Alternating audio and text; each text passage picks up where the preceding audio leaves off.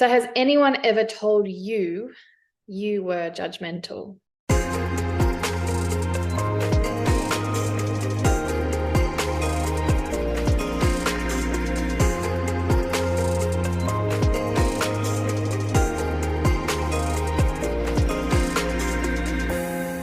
Hello, friend. Welcome back to the Finding Freedom podcast, where we talk about how to feel more calm, connected, heart-centered, grateful, abundant, and empowered so you can find true freedom and create the life you were meant to be living. Today on the podcast, I'm talking about judgment. This word judgment has really gotten a bad rap these days. Judgment has been lumped into the negative category of words, and collocations have even been created around this word. Judgmental bitch is one that comes to mind.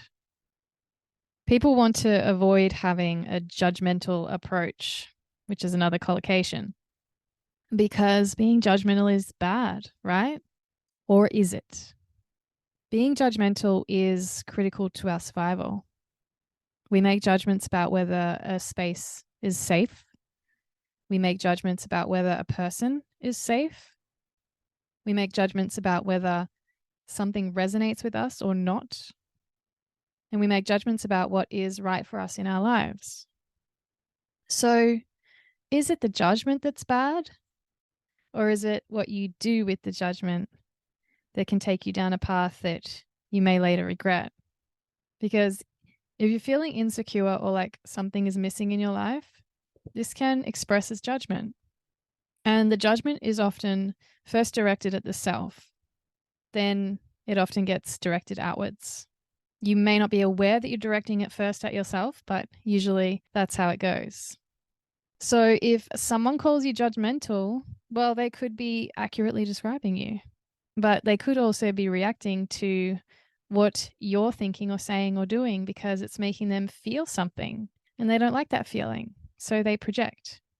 So judgments are about perceptions, how you're feeling at the time and how you react to a situation. So are you actually a judgmental bitch for speaking your truth, for being authentic, for being honest with someone who maybe doesn't want to hear you being so brutally honest? I think this is usually what it comes down to and why this label gets thrown around. It's about how someone else feels and how someone isn't able to cope with what you've said. Most people are not walking around on this planet trying to be nasty. All people ultimately want to feel safe and loved, but most people don't. So I recently had a human design reading by a lovely friend, Nanxi. You can find Nanxi at beingdifferent.design. She has the most beautiful website. She's very artistic. I love the way she expresses herself. And if you're interested in learning more about Nanxi, I'll leave her link to her website in the show notes below. And just a disclaimer, I am by no means an expert on human design. I've just had a reading and I've just read into it a little bit myself. And I'm having conversations all the time about this because I'm trying to learn myself still. So if you really want to know more about human design and you want a reading for yourself, which I highly, highly, highly recommend, please reach out to Nanxi for more. Anyway, Nanxi, I think she also calls herself Nanxi.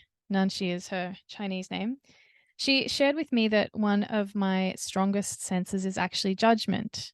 It's part of this channel that I have on my chart. And just so you know, it's not as simple as just this one channel that's defining all of these things about me. There are so many other elements that come into play too. But based on my chart, this judgment part is an element of who I am as a person. And I love learning about this because, and this is why I highly encourage you go and do your own reading. It's just so validating to get this information about who you are and how you were just born that way and there's nothing wrong with it. And you may have been making it mean that there's something wrong with you for so long. So yeah, highly, highly recommend that you go get an HD reading.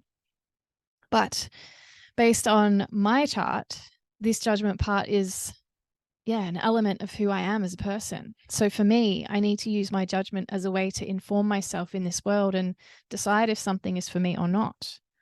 But these channels, they can either be like completed or incomplete, and mine's incomplete. I don't know if that's the right term, complete or incomplete, but the channel is not full. So yeah, I think this is referring to when I feel like joy is missing in my life, then I tend to find fault in things.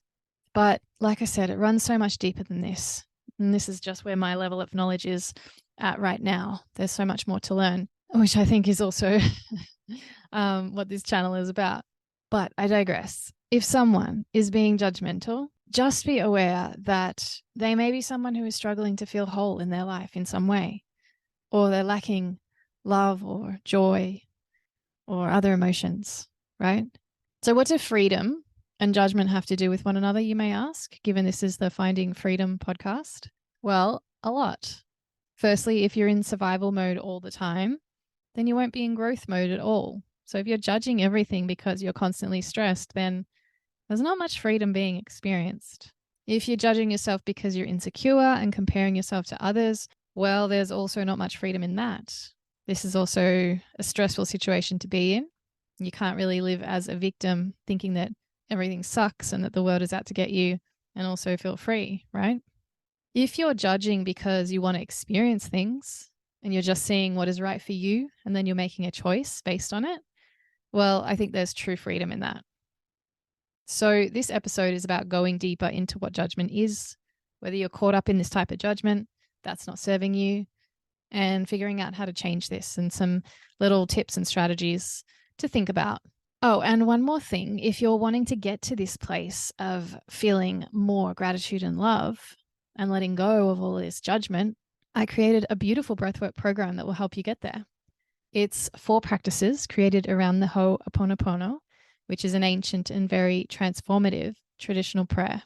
So the breathwork is designed around helping you to let go and forgive yourself and others for things that have caused you pain and caused you to act from a state of pain, and much more, of course. So you can move into this space of gratitude, joy, truth, love, peace, all of these things that don't involve any judgment. You'll work with the chakras also to move a lot of energy. You'll work with colors, you'll call in your guides, and you'll get really, really present with where you're at and where you'd like to be. And I'll help you step into that highest version of yourself if you take that chance and jump on this 4-week transformational journey. It's just 1 practice a week, so it's not hugely demanding. I've got a bunch of other instructional videos in there, so click on the link if you're interested in the show notes and you can find out more about it. But for now, let's get to this week's episode about judgment. As humans, we are naturally judgmental. I believe being judgmental is a very important way for us to learn. So let's dive deeper into judgment and what it actually means. So let's say you're talking to a friend and something that he or she says reminds you of Becky, that girl you really don't like. Becky just rubs you the wrong way. Now, maybe you know why. Maybe you think she's too something. She's too outspoken. She's too rude. She's too bitchy, cheesy. She might even be too nice or too pretty. She sounds uneducated, or whatever the case may be. You don't like her. Or maybe you don't know why you don't like her. Maybe you just feel that she gets under your skin whenever she talks.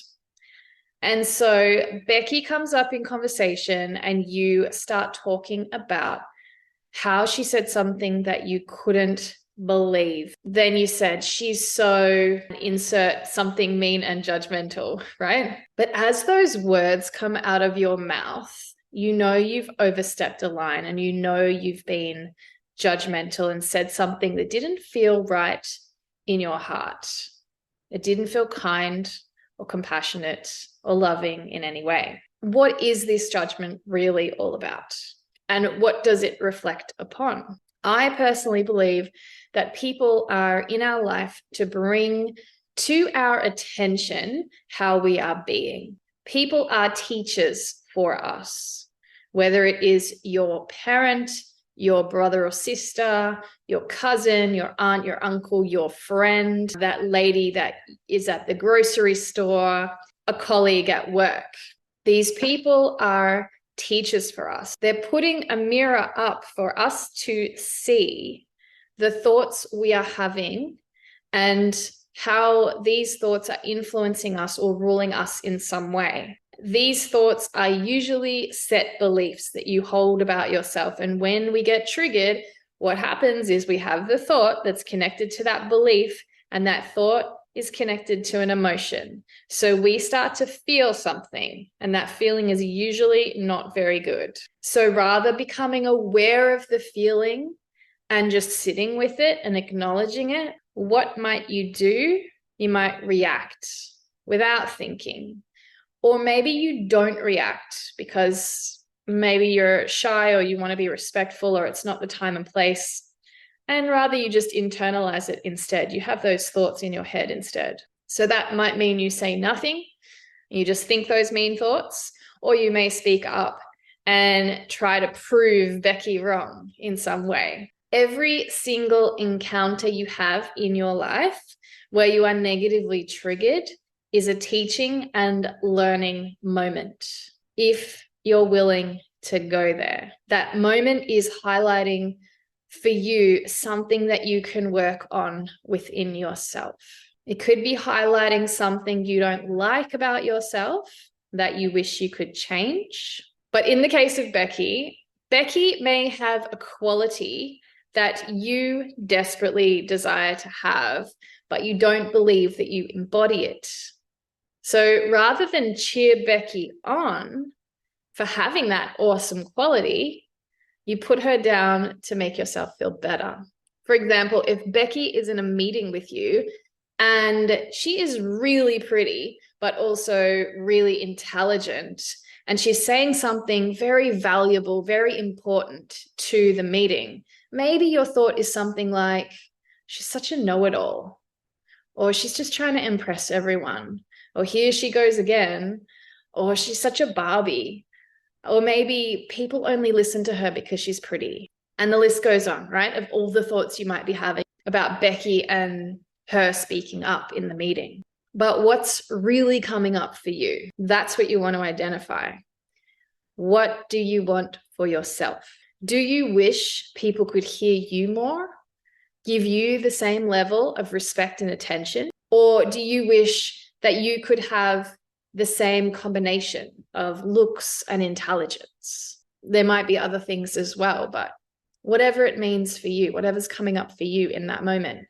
So what is the thing you could be judging yourself for? Not being smart enough, not being pretty enough, not being confident enough, not being special or important enough, not being worthy of attention or being heard or being respected. And so what does this tell you? This tells you that you actually want to be like Becky. You want to feel confident. You want to feel intelligent. You want to feel pretty. You want to feel special and important. You want to feel worthy of taking up space, being seen, heard, and respected. So once you develop this awareness, what's next? It's time to get real with yourself. Admit to yourself what you want. Now, what I will say about this example is that you are already many of these things. You are already beautiful. You are already intelligent. You are already special, important, and worthy beyond measure. Just the mere fact that you were born makes you worthy to be here, to take up space, to be seen and heard, right? You are so worthy. Confidence, however, is something that can be learnt and developed. You know this is true because you have done this your whole life. Anytime you have started something new, a new job, you learned how to drive a car when you were younger, you traveled on a plane for the first time, you learned a language. Anytime you started or learned something new, you built confidence, right? Because over time, you developed this confidence as you became familiar in this environment or you learned this skill. So you are a master at confidence already. You just have to apply it to this example. So the main thing that I really see going on with this example is that it's about your self-worth. So what I would be asking is, what belief are you holding on to that is telling you that you are not worthy of being seen and heard in this way? So this is the type of awareness that I teach in my one-on-one program, to identify the beliefs you hold and learn to change them. And this is essentially what you would be building, your belief in self, that you are worthy of having what you want. And then you just have to find that confidence that you already have within you to go after it. So rather than hating on Becky, can you celebrate Becky? Can you feel love for Becky? Can you see that she has worked hard to believe in herself, that she is worthy of being seen and heard? Better still, can you see yourself in Becky? Because Becky was most definitely once having all the feelings that you were having in that moment, until she changed her mindset and chose to believe in herself. Can you aspire to be like Becky? Can you appreciate Becky? Can you feel gratitude towards Becky for showing you what you can work on in yourself and what you can become? Now, as the saying goes, you are the sum of the 5 people you spend the most time with. So rather than hanging with those people who gossip and are unaware, maybe go and become friends with Becky and ask her to teach you what she did to get to where she is today. I love you so much. Please know that you're worthy. Keep challenging yourself just as I am. I'm right here alongside you on this journey. And when you're ready for some guidance, just know that I am here to help, and that this is so important, this work, that you do this for yourself. This is not work that we should be taking lightly. We should be prioritizing our worth, right? So when you're ready, click that button that you'll see on the email and book a free chat with me, and we'll talk about how we can change this for you. Of course, with breathwork alongside. So much love and a beautiful day to you.